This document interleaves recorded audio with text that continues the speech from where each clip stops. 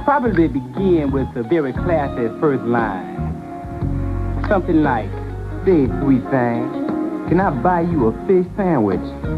Tim Meadows brings his Saturday Night Live creation Leon Phelps to the big screen in The Ladies' Man, and I still can't believe an entire room full of professional filmmakers thought this was a good idea. Here, a modestly amusing 5-minute bit is stretched into a nearly unwatchable feature that ranks down there with It's Pat in A Night at the Roxbury as the worst of the SNL movies. I am an expert in the ways of love, and I'm doing good if you were asking. I got my Cavassier cognac right here, and I'm ready to take your call. Meadows is a lecherous talk show host who comports himself as if he's starring in a really bad industrial film about sexual harassment. And why do you have a waterbed when you live on a boat? Oh, it's because there's more motion in the ocean. Will Ferrell scores a few laughs as Lance, a former Greco-Roman wrestler who's the ringleader of a gang of disgruntled husbands who want to kill Leon. I'm going to enjoy this. Oil? No, that's all right. Oh. Well, I'm still going to enjoy this.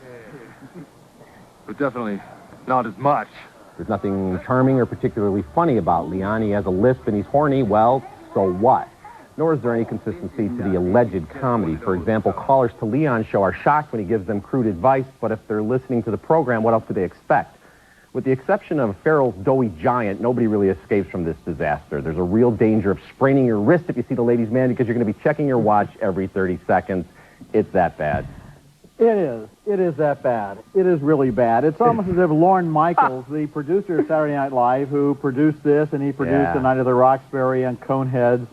He lost a bet in a poker game to these guys, didn't he? That must be what happened. That's the only thing I can figure out. He's conducting a field experiment to prove that bits on Saturday Night Live cannot be made into feature-length movies because they can't. And I like this character. Well, they can with Wayne's World. I mean, well, but Wayne's World is an exception. In that case, I think Mike Myers was the operative thing. And Mike Myers went on to make Austin Powers, and Lorne Michaels went on to make this.